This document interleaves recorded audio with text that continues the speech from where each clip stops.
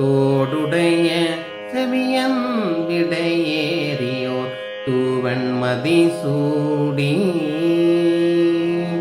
தோடுடைய செவியன் விடையேறியோர் தூவன்மதி சூடி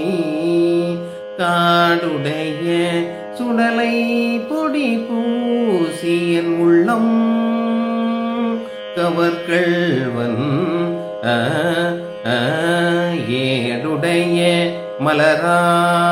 ஏடுடைய